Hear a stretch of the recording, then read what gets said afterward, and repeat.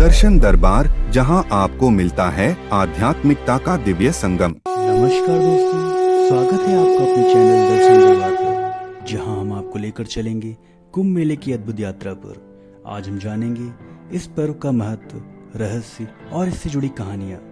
क्या आप जानते हैं कुंभ मेले का आयोजन हर 12 साल में ही क्यों होता है और क्या है इसके पीछे की खगोलीय गणना? जानने के लिए अंत तक वीडियो देखें। महाकुंभ मेला मानवता और भारतीय संस्कृति का अद्वितीय संगम, संपूर्ण जगत को आध्यात्मिकता और श्रद्धा से सराबोर करने वाला महापर्व है। महाकुंभ मेला यह केवल एक मेला नहीं बल्कि जीवन का सार है, जहां आत्मा परमात्मा से मिलन का अनुभव करती है। महाकुंभ मेला न केवल धार्मिक आयोजन है बल्कि भारतीय सभ्यता और संस्कृति का प्रतिबिंब है। प्रयागराज का यह महापर्व भारतीय समाज के आध्यात्मिक, सामाजिक और सांस्कृतिक मूल्यों को प्रदर्शित करता है।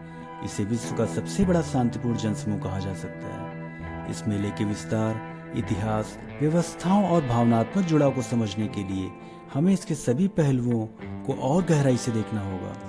सबसे पहले हमें जानना होगा कि कुंभ और महाकुंभ में क्या अंतर होता है। कुंभ और महाकुंभ हिंदू धर्म की धार्मिक परंपरा के बड़े स्तंभ माने जाते हैं। देश विदेश से करोड़ों की संख्या में भक्त यहाँ पर आस्था की डुबकी लगाने के लिए आते हैं। मान्यता है कि यहाँ पर स्नान करने के बाद व्यक्ति के जीवन के सभी पाप और कष्ट दूर होते हैं। कुंभ और महाकुंभ सनातन धर्म के विशाल धार्मिक और सांस्कृतिक मेले हैं। यह दोनों मेले धार्मिक आस्था के बड़े प्रतीक भी हैं। इन दोनों में काफी समानताएं हैं, लेकिन दोनों मेलों कुंभ और महाकुंभ में कुछ मुख्य अंतर भी हैं।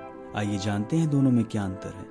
पहले जानते हैं कुंभ किसे कहते हैं और इसका क्या महत्व है। धार्मिक मान्यताओं के अनुसार एक बार अमृत कलश को लेकर देवताओं और असुरों के बीच युद्ध हुआ था। उस अमृत कलश से कुछ अमृत की बूंद 4 स्थानों उज्जैन, नासिक, हरिद्वार और प्रयागराज पर गिर गईं। इसके बाद इन चारों जगहों पर पवित्र स्थान का दर्जा दिया गया। मान्यता है कि इस कथा से प्रेरित होकर भक्तों ने कुंभ मेले का आयोजन किया। यह मेला प्रत्येक 3 वर्षों में इन पवित्र 4 स्थलों उज्जैन, नासिक, हरिद्वार और प्रयागराज में आयोजित किया जाता है। कुंभ प्रत्येक 12 वर्ष में आयोजित किया जाता है। धार्मिक ग्रंथों के अनुसार मान्यता है कि देवताओं के 12 दिन मनुष्यों के 12 साल के बराबर होते हैं और यही कारण है कि किसी एक स्थान पर पूर्ण कुंभ का आयोजन होता है। इसके बीच बीच में 6 वर्षों के अंतराल पर अर्धकुंभ भी होता है। आइए अब जानते हैं कि महाकुंभ और उसका क्या महत्व है। धार्मिक ग्रंथों के अनुसार महाकुंभ मेले का आयोजन 12 पूर्ण कुंभ मेलों के बाद होता है। इसका मतलब है कि 144 वर्ष बाद महाकुंभ का आयोजन होता है। मान्यता है कि महाकुंभ मेले का धार्मिक और आध्यात्मिक महत्व कुंभ मेले से कई गुना ज्यादा शुभ और विशेष फलदायी होता है। महाकुंभ मेला विश्व का सबसे बड़ा धार्मिक आयोजन माना जाता है। इसमें दुनिया भर से श्रद्धालु और साधु संत आते हैं। यह आयोजन अपनी भव्यता और प्राचीन परंपराओं को सर्वोच्च रूप में प्रदर्शित करता है। ऐसा कहा जाता है कि हर महाकुंभ कुंभ होता है, लेकिन हर कुंभ महाकुंभ नहीं होता। महाकुंभ को समय और महत्व के आधार पर विशेष स्थान दिया गया है। आखिर 12 साल में ही क्यों लगता है महाकुंभ? कहा जाता है कि कुंभ मेले का इतिहास लगभग 850 साल पुराना है। इसकी शुरुआत आदि शंकराचार्य ने की थी। 12 सालों में लगने वाला महाकुंभ में शामिल होने के लिए दुनिया भर से लोग आते हैं। ज्योतिष के अनुसार कुंभ मेले का आयोजन ग्रहों की स्थिति यानी बृहस्पति के कुंभ राशि में प्रवेश और सूर्य के मेष राशि में प्रवेश के साथ जुड़ा है। कुंभ मेला 12 सालों के बाद लगने का मुख्य आधार बृहस्पति की गति से ही संबंधित है, क्योंकि बृहस्पति एक राशि में लगभग 12 माह रहते हुए लगभग 12 वर्षों में 12 राशियों का भ्रमण पूर्ण रूप करता है और लगभग 12 वर्षों के बाद उसी राशि में स्थित होता है जहां वह 12 साल पहले था। बृहस्पति की 12 वर्षों की पुनरावृत्ति ही कुंभ का मुख्य आधार है। आइए जानते हैं महाकुंभ मेले का ऐतिहासिक और पौराणिक संदर्भ क्या कहता है। महाकुंभ मेले का सबसे पहला लिखित उल्लेख पाणिनि और पतंजलि के ग्रंथों में मिलता है। यह भी माना जाता है कि गुप्त काल लगभग 4वीं सदी ईस्वी में प्रयागराज में महाकुंभ मेले का आयोजन शुरू हुआ। हर्षवर्धन काल में भी उल्लेख है कि चीन के यात्री ह्यूएनसांग ने अपनी यात्रा वृत्तांत में 7वीं सदी में प्रयागराज में आयोजित एक विशाल मेले का वर्णन किया था, जिसे महाकुंभ मेला माना जाता है। उन्होंने इसे धार्मिक और सांस्कृतिक गतिविधियों का केंद्र बताया। बात करते हैं मध्यकाल और आधुनिक युग में कुंभ। मुगल शासक अकबर ने प्रयागराज के धार्मिक महत्व को समझते हुए इसे इलाहाबाद नाम दिया और यहाँ एक किला भी बनवाया। ब्रिटिश शासन के दौरान कुंभ मेले को प्रशासनिक रूप से व्यवस्थित करने की प्रक्रिया शुरू हुई। आज यह मेला भारतीय और विदेशी पर्यटकों का मुख्य आकर्षण बन गया है। प्रयागराज का महाकुंभ मेला लगभग 45 वर्ग किलोमीटर के विशाल क्षेत्र में फैला होता है। इसे एक अस्थायी शहर के रूप में तैयार किया जाता है। लाखों टेंट, अस्थायी सड़कें, पुल, शौचालय, चिकित्सा केंद्र और भोजनालय बनाए जाते हैं। संगम क्षेत्र में आधुनिक तकनीक का उपयोग कर सफाई और जल प्रबंधन की व्यवस्था की जाती है। महाकुंभ मेला में 10-15 करोड़ से अधिक श्रद्धालु आते हैं। महाकुंभ मेले में कई पवित्र स्नान पर्व होते हैं। इन दिनों का विशेष रूप से शुभ माना जाता है। प्रमुख स्नान तिथियां हैं। मकर संक्रांति महाकुंभ का पहला स्नान पर्व है। इसे अत्यंत शुभ माना जाता है। पौष पूर्णिमा, इस दिन से माघ मेला और कल्पवास की परंपरा शुरू होती है। मौनी अमावस्या, यह सबसे बड़ा स्नान पर्व है। इस दिन संगम पर स्नान करने के लिए लाखों लोग एकत्र होते हैं। बसंत पंचमी, जिसे ज्ञान और उत्सव का दिन माना जाता है। माघ पूर्णिमा पवित्र स्नान का एक और महत्वपूर्ण दिन है। महाशिवरात्रि, यह कुंभ मेले का अंतिम स्नान पर्व है। यह मेला समाज के हर वर्ग के लोगों को एक साथ लाने वाला आयोजन है। महाकुंभ मेला में संतों और अखाड़ों के बिना अधूरा है। अखाड़े साधु संतों के संगठन है जो धार्मिक और सामाजिक गतिविधियों में सक्रिय रहते हैं। प्रमुख अखाड़े जूना अखाड़ा, निरंजनी अखाड़ा, महानिर्वाणी अखाड़ा, आह्वान अखाड़ा, अग्नि अखाड़ा, उदासीन अखाड़ा, निर्मल अखाड़ा।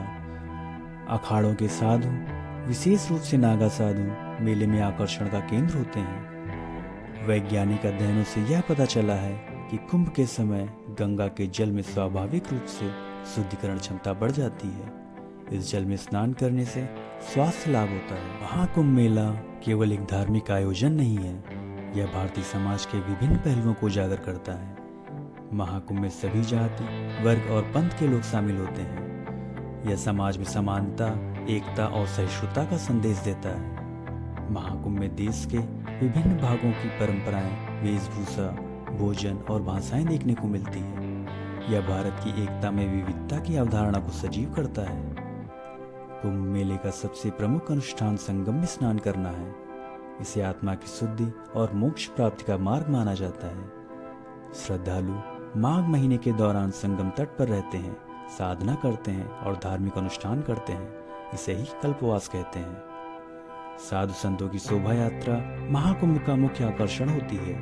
अखाड़े अपनी ध्वज और प्रतीक चिन्हों के साथ संगम की ओर बढ़ते हैं। साधु महात्मा और विद्वान यहाँ धार्मिक प्रवचन, सत्संग और वेदांत पर चर्चा करते हैं। इतने विशाल जनसमूह का केंद्र होने के कारण महाकुंभ मेला राजनीतिक और सामाजिक परिवर्तन का भी प्रतीक बन चुका है।